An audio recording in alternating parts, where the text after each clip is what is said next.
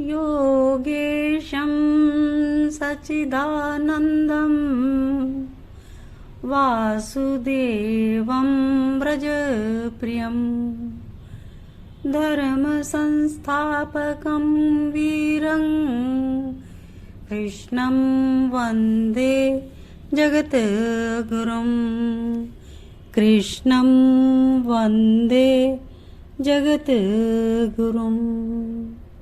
श्री कृष्ण चरित अमृतम भाग 82 आज हम श्रवण करेंगे। जब सब सखा कन्हैया बने, बकासुर का उद्धार आज का एपिसोड है। आइए श्रवण करते हैं। प्रेम तो इन ब्रजवासियों का है, सब कन्हैया से प्रेम करते हैं।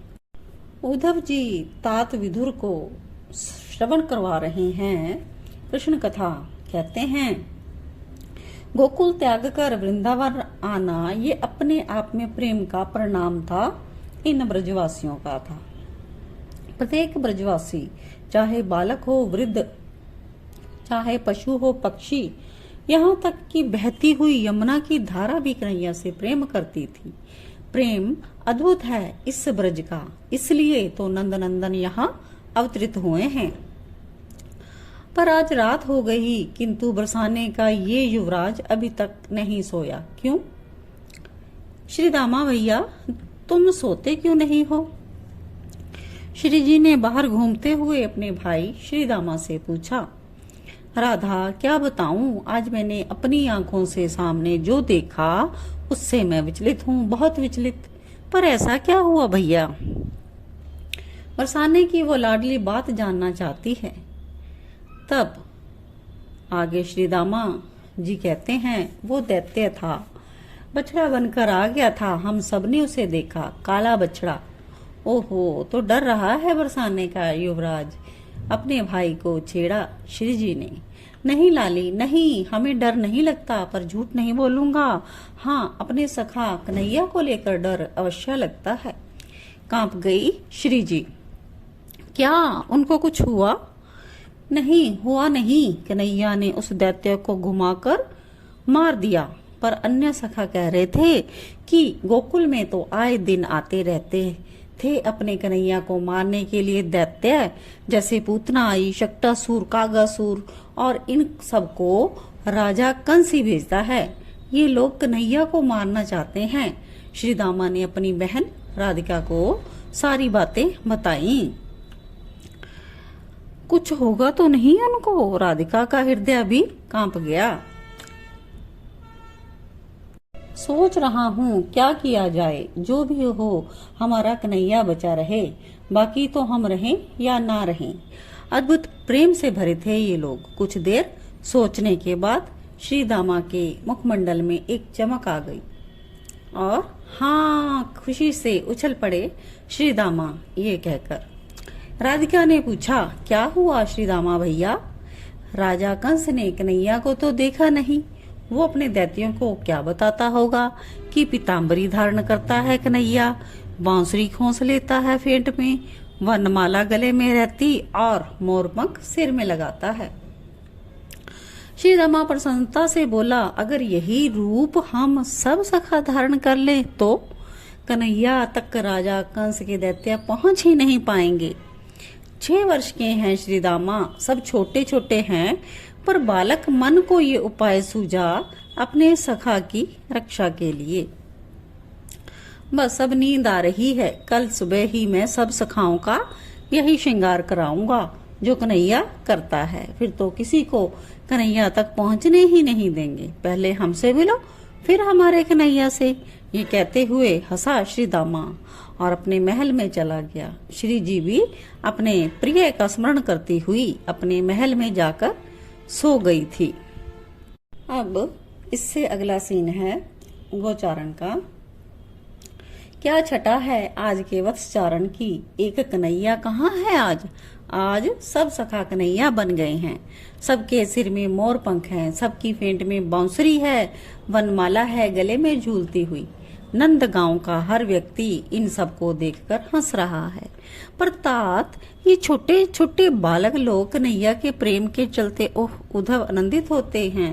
विचार करो तात विदुर जी, जगत का रक्षक पर ब्रह्म श्री कृष्ण, उनकी रक्षा करने के लिए ये सब सखा उन्हीं का रूप धारण करके चल रहे हैं। वृंदावन में पहुंचकर सब खेलने लगे और बछिया बछड़े चरने लगे। तभी बकासुर दैत्य आ गया। बगुला का रूप धारण करके आया और बगुला भी साधारण नहीं, बहुत बड़ा। आगे कहते हैं कि जाजाली ऋषि बड़े साधन निष्ठ तपस्वी थे। सागर और गंगा जहाँ मिलते हैं, भगवान कपिल ऋषि का जहाँ निवास है, ऐसे गंगा सागर में बैठकर भगवान कपिल का सत्संग सुन रहे थे।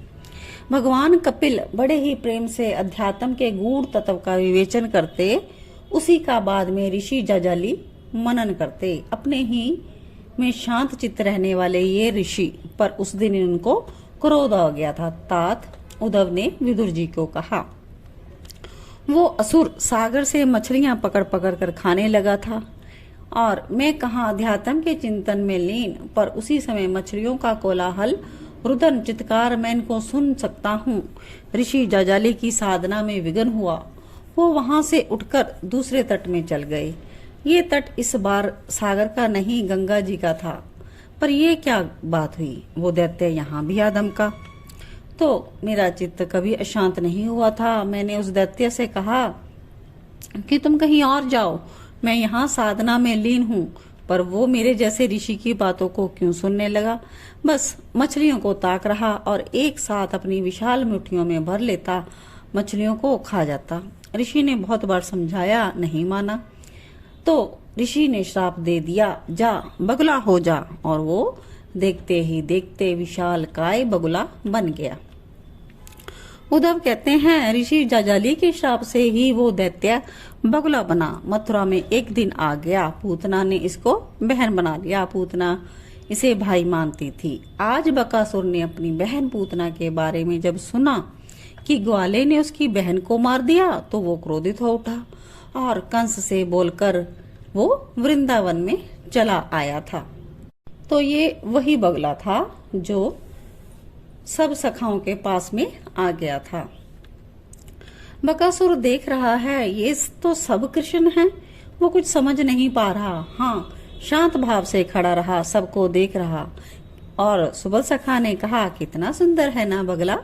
मनसुख बोला, हाँ विशाल भी है, मैं तो इसकी पीठ पे बैठ जाऊं। बकासुर देख रहा, समझ नहीं पा रहा इनमें से कृष्ण कौन है।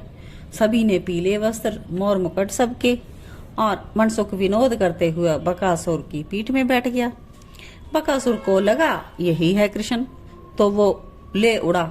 मनसुख, इतनी ऊंचाई तो कोई बगला उड़ नहीं सकता। अब मनसुख चिल्लाया, अरे कन्हैया कन्हैया, ये तो दैत्य है। बकासुर ने सुना ये कृष्ण नहीं है। मनसुख चिल्लाए जा रहा, कन्हैया कन्हैया। बकासुर नीचे उतरा और यमुना में फेंक दिया मनसुख को। कन्हैया दौड़े तेज गति से। उनके सखाओं को कोई छेड़ दे, इस नंदन को कहाँ स्वीकार है।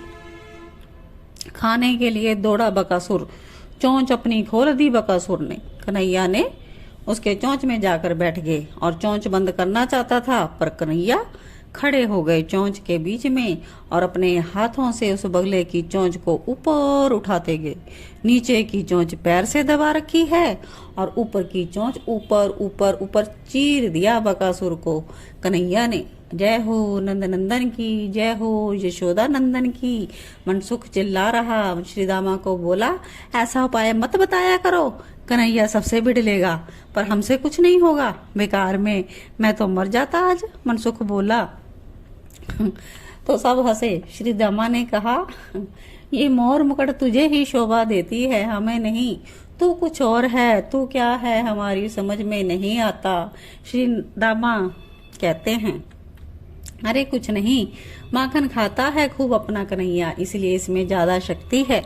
मनसुख कहता, सखाओं ने कन्हैया को बिठाया, उसे माखन खिलाने लगे। अच्छा अच्छा, बहुत होगी इसकी सेवा, अब मेरी भी कुछ करो। मुझे वो दैत्य ले गया था आकाश में, मर जाता मैं तो। सब सखा मनसुख की बातों पर हंसे। कन्हैया तो मनसुख से हर समय प्रसन्न है। ये कन्हैया को आनंद देता रहता है। श्री दामा को अपने हृदय से लगाते हुए कन्हैया ने कहा था, मैं तुमसे बहुत प्रेम करता हूँ, सुगंध खाता हूँ बाबा की। कितना भोला है ना अपना कन्हैया।